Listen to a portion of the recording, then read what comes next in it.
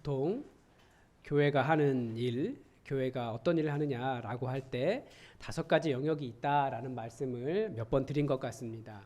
예배, 교육, 선교, 교제, 봉사.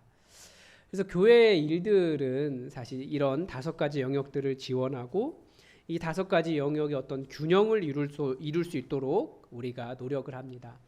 그래서 우리가 건강한 교회인가를 판단할 때 이 5가지 영역이 잘 고루되고 있는가, 우리 이렇게 판단해 볼 수 있습니다. 그런데 이 5가지 영역이 있지만 그 중에서도 특별히 더 중심을 이루는 영역이 한 가지가 있습니다. 그게 바로 선교입니다.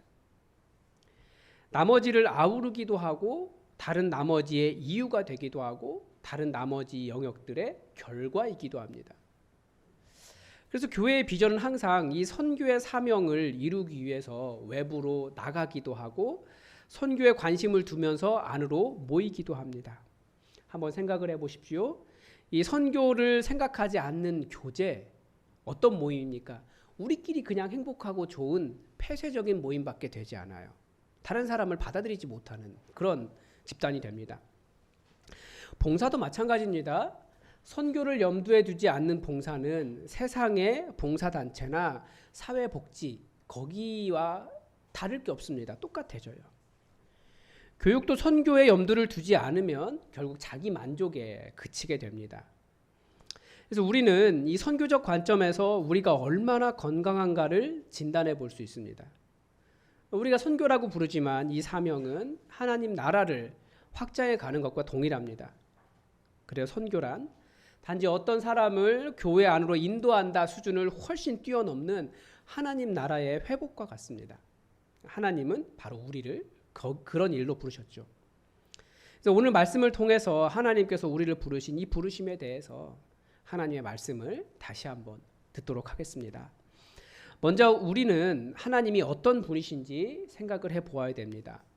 우리 하나님은 하나님의 일을 하기 위해서 항상 사람을 부르시는 분이십니다.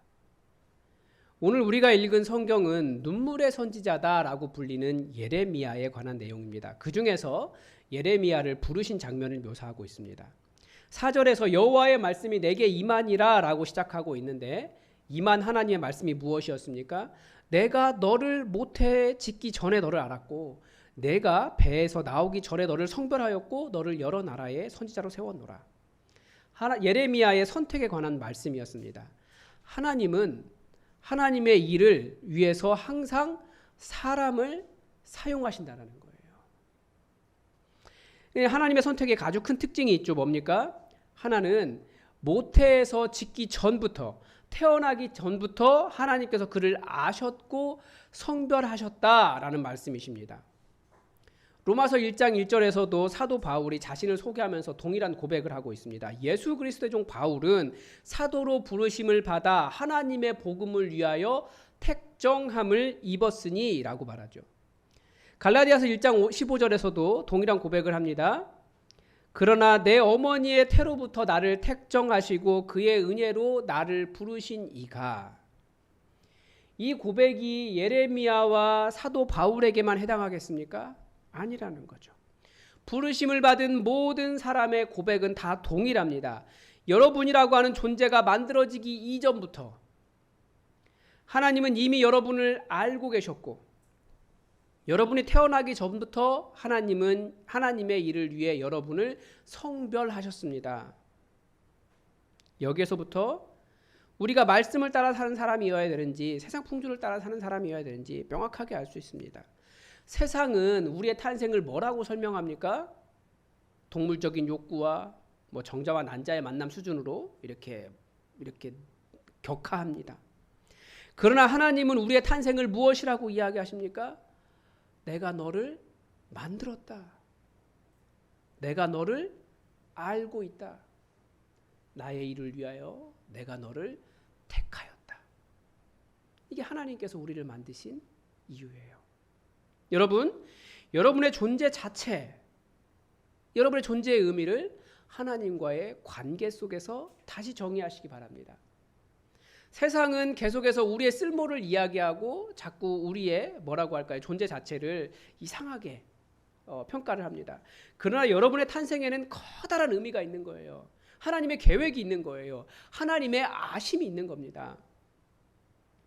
하나님의 구별이었고 하나님의 선택이었다라는 거예요. 하나님의 사랑으로 가득 차 있는 거예요. 여러분 존재는. 그래서 저는 이것 자체만으로도 설교를 쓰다가 여기서 멈춰버렸어요. 다 쓴 줄 알고. 왜요? 찬양했습니다. 나를 지으신 주님. 영어 가사가 예전에도 한번 말씀드린 적이 있는데 I have a maker. 나를 만드신 분이 계신다. 그 찬양하면서 한동안 혼자 그냥 예배를 드렸어요. 우리 하나님 그분 계십니다. 여러분에게는 여러분을 창조하시고 여러분이 만들어지기 이전부터 여러분을 알고 계시고 여러분이 태어나기 전부터 여러분을 택하여 부르신 하나님이 그 창조자가 계십니다. 그런데 더 중요한 질문이 있죠. 하나님은 왜 나를 만드셨을까? 이 부분이죠. 예레미야를 향해서 뭐라고 말씀하셨냐면 너를 여러 나라의 선지자로 세웠노라 라고 사명을 주셨습니다. 사도 바울은 하나님의 복음을 위하여 택정하셨다라고 고백하고 있습니다. 만약 예수님이 여러분을 만나면 예수님이 여러분에게 뭐라고 말씀하실까요? 내가 하나님께 말하는 게 중요한 게 아니에요. 하나님이 여러분에게 뭐라고 말씀하시는지 이게 중요한 거죠. 우리의 사명은 다 동일합니다. 예수님께서 제 아들에게 말씀하셨어요. 아버지께서 나를 보내신 것 같이 나도 너희를 보내노라. 이게 모든 제 아들에게 주어진 사명입니다. 사도 바울이 그래서 그 정체성과 사명을 정확하게 고백하고 있어요. 뭐라고 고백하고 있습니까? 예수 그리스도의 종 바울은 사도로 부르심을 받아 하나님의 복음을 위하여 택정함을 입었으니 여러분 이것이 하나님께서 우리를 부르신 우리의 정체성과 사명입니다. 여러분이 뭐라고 말하느냐가 중요한 게 아니고 하나님이 여러분을 뭐라고 말씀하시냐고요.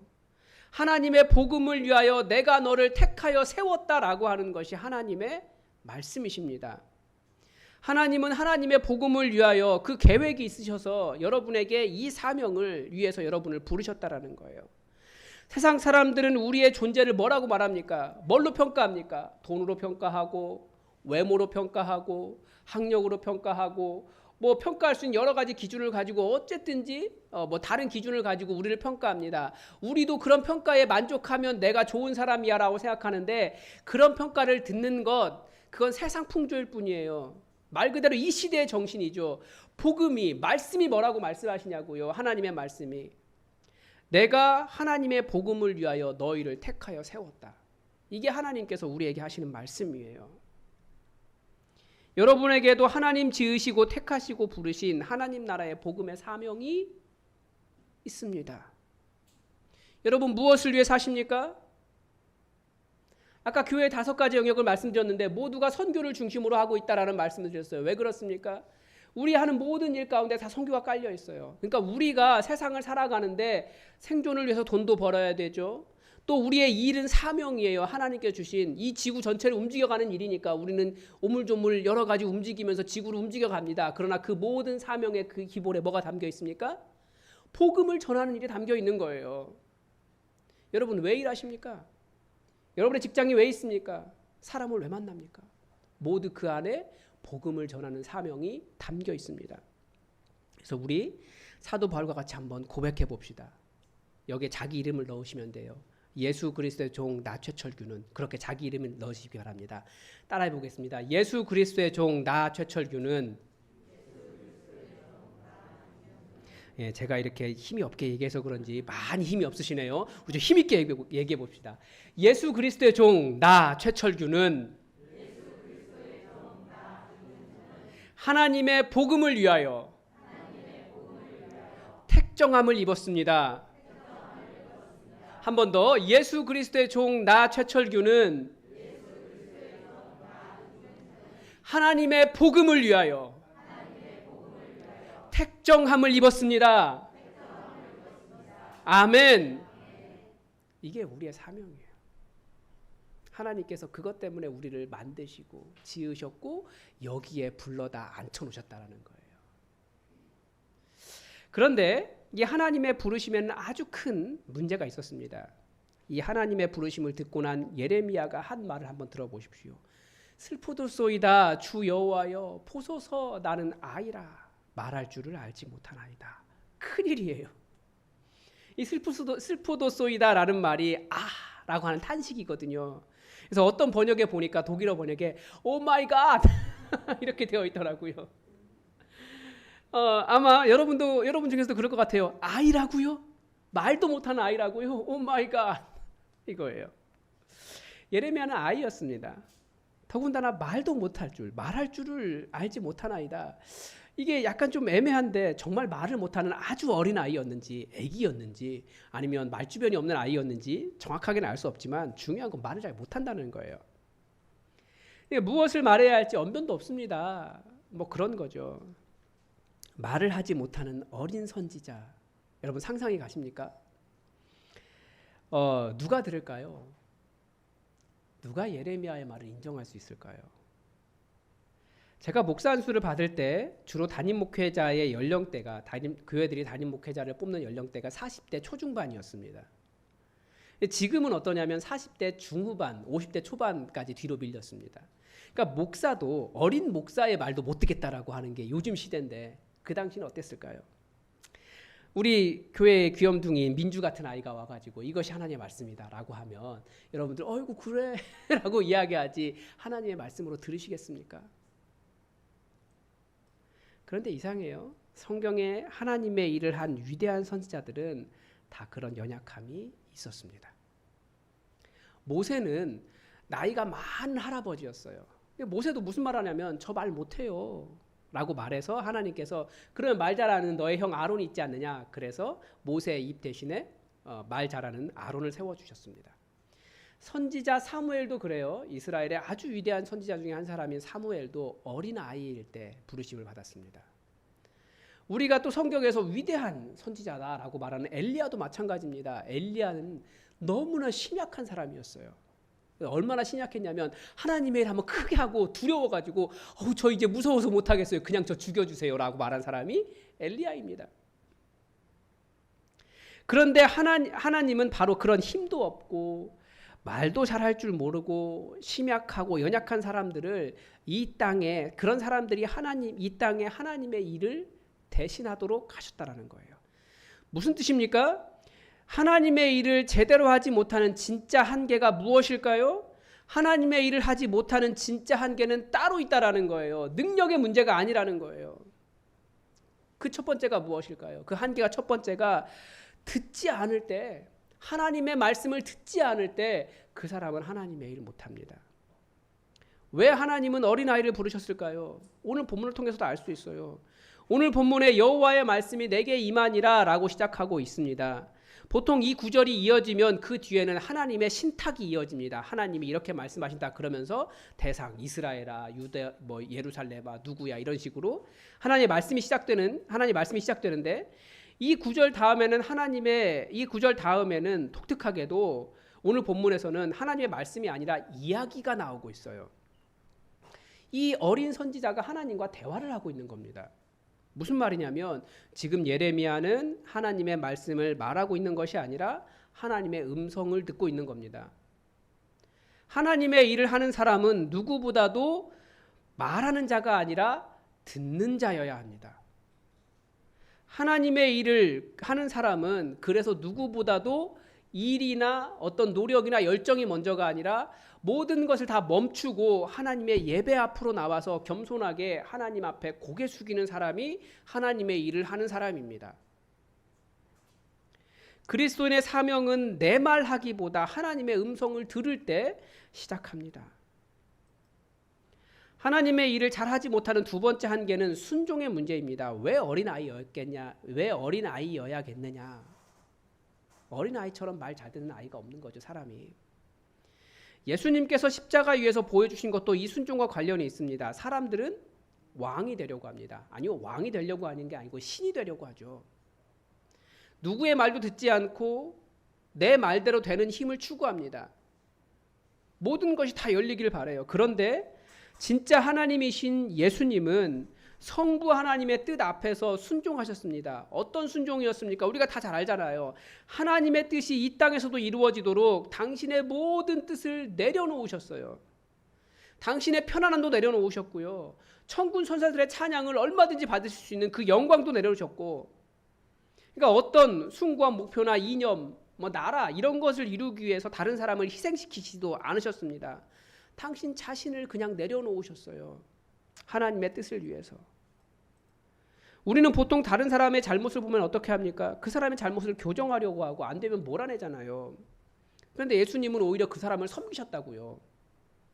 그를 위해 죽기까지 자신의 생명을 내어주셨습니다. 이것이 예수님께서 보여주신 하나님 나라를 이루는 방법입니다. 그러니까 우리가 따라가는 순종은 무엇입니까? 예수님의 십자가예요. 하나님 나라를 위해 나를 내려놓고 더 섬기고, 나와 다르다고 선을 긋고 악하다고 말하고 정죄하지 않는 겁니다. 그래야 하나님 나라가 이루어질 수 있다고 우리에게 가르쳐 주신 방법, 십자가입니다. 따라서 세 번째 한계는 내 뜻을 이루는 것이 아니라 하나님의 뜻을 이루겠다라고 하는 의지가 있느냐 없느냐, 이 문제입니다. 그래서 예수님은 우리에게 주기도문을 가르쳐 주시면서 내 뜻이 아니라, 나의 영광이 아니라 하나님 나라와 하나님의 뜻이 이루어지게 해달라는 기도를 먼저 하도록 우리에게 가르쳐 주셨습니다. 이 세 가지를 다시 종합하면 하나님 나라의 한계가 무엇일까요? 하나님 나라를 이루는 이 사명을 이루지 못하는 한계가 무엇일까요? 우리도 하나님의 일을 하고 싶지만 능력이 없어요. 말도 잘 못해요. 부족해요. 저는 교회 온 지 얼마 되지도 않았어요. 하나님 저 말고 저 사람 보내주세요. 저 그럴 사람 아니에요. 라고 말하지만 진정한 한계는 그런 능력의 문제가 아니라는 겁니다. 하나님의 일을 위하여 부르심을 받았다는 사실을 알고 하나님의 뜻을 따라가는 겸손하고 충성스러운 사람이 하나님의 일을 하는 것이지, 능력이 많다고, 말을 잘한다고, 혹은 학력이 높다고, 혹은 나이가 어느 정도 있다고 그렇게 하나님의 일을 하는 것이 아니라는 거죠.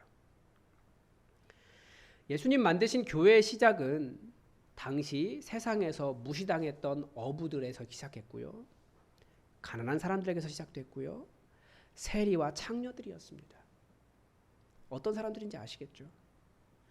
그러나 그들이 예수님을 주인으로 모시고 예수님께 철저하게 순종하고 예수님의 십자가의 본을 따라 살았기 때문에 하나님 나라가 이루어졌다라는 것을 우리는 명심해야 됩니다. 즉 우리의 능력은 오히려 연약할 때, 부족할 때 나옵니다.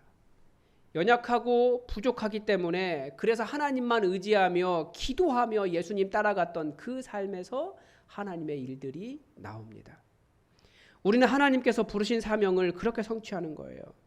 하나님은 예레미야에게 이렇게 말씀하셨어요. 너는 아이라 말하지 말고 내가 너를 누구에게 보냈는지 너는 가며 내가 내게 무엇을 명령하든지 너는 말할지니라. 너는 그들 때문에 두려워하지 말라. 내가 너와 함께하여 너를 구원하리라.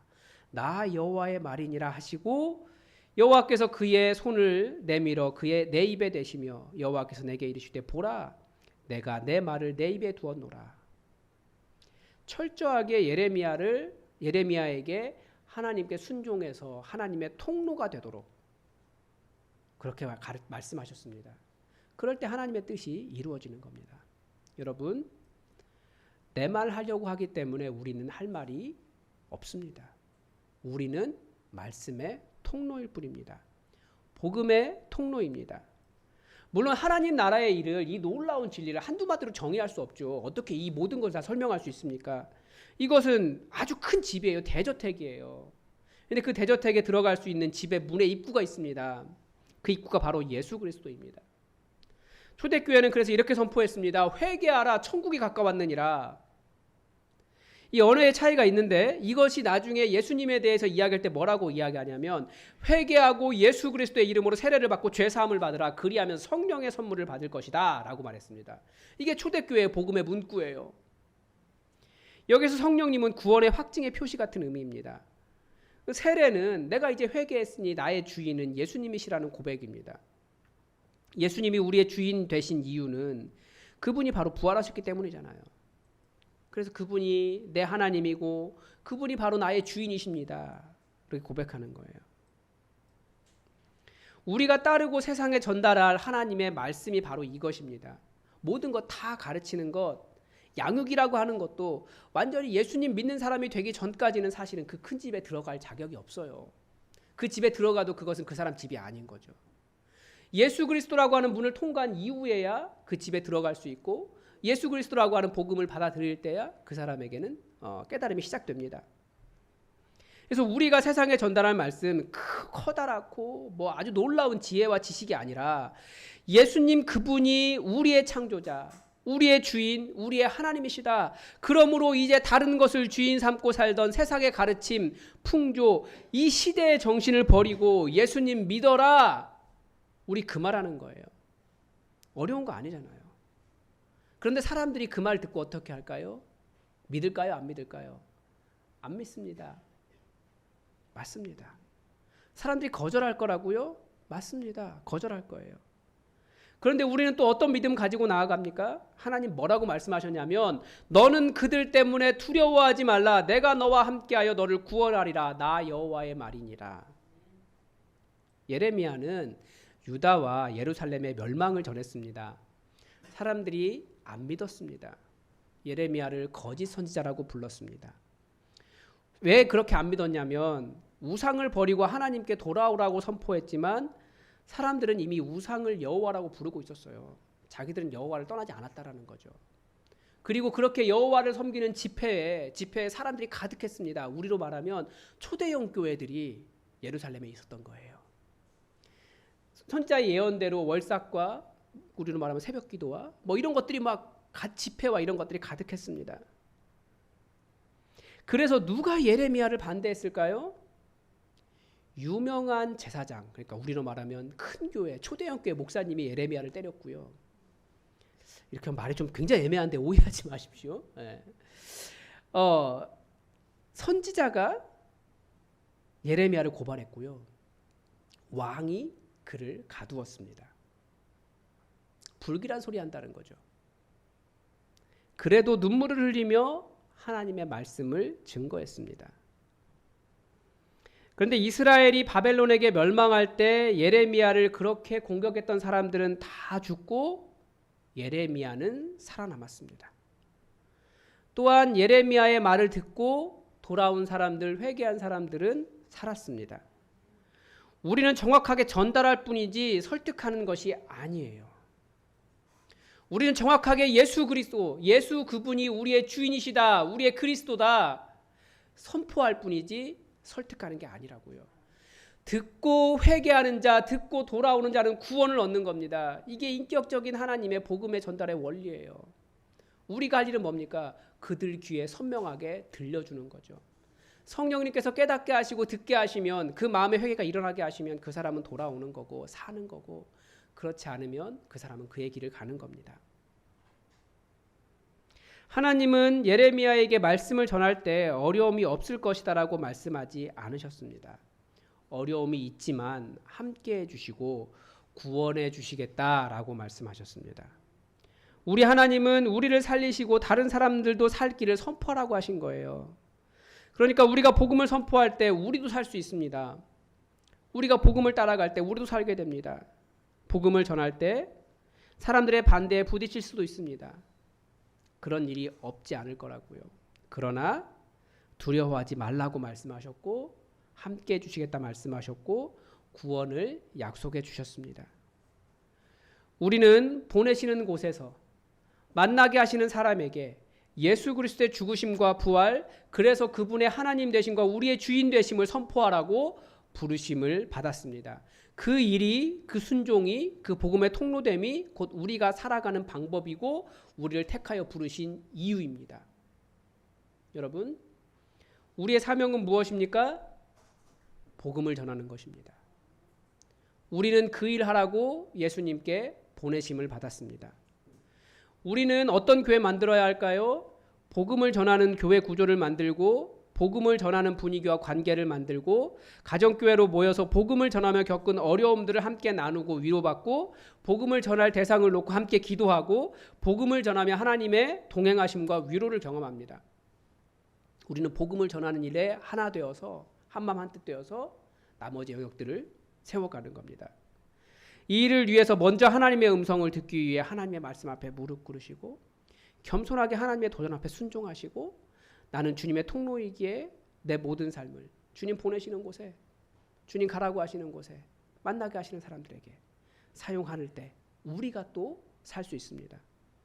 여러분 항상 기억하십시오. 우리에게는 누가 있습니까? 메이커, 우리의 창조자가 계십니다. 그분은 여러분이 이 세상에 태어나기 전부터 여러분을 알고 계셨습니다. 그리고 하나님의 복음을 위하여 여러분을 택하여 부르셨다는 것을 명심하시고 부르신 삶을, 이 사명을 이루는 삶이 되시기 바랍니다. 기도하겠습니다. 하나님, 다시 한번 말씀을 통하여 예수님께서 나도 너희를 보내노라 라고 말씀하신 그 뜻을 생각해 보았습니다. 우리가 이 땅에 만들어지기 전부터, 태초부터 우리를 이미 아셨고 우리가 태어나기 전부터 이렇게 거룩한 사명을 위하여 택하시고 정하시고 부르시고 세워주셨사오니 그 사명 온전히 이루는 삶이 되게 하여 주시옵소서. 복음을 전할 때에 정확하게 전달할 수 있도록 도와주시고 복음을 듣고 변화되어야 할 사람들의 귀에 정확하게 주의 복음을 증거할 수 있도록 도와주시고 하나님 복음을 전할 때에 위로가 있게 하여 주시며 사람들의 거절에도 낙심하지 않도록 우리를 붙잡아 주시옵소서. 주의 이름 부를 때에 놀라운 구원의 역사가 우리의 삶에 있음을 믿사오며 예수 그리스도의 이름으로 기도드립니다. 아멘.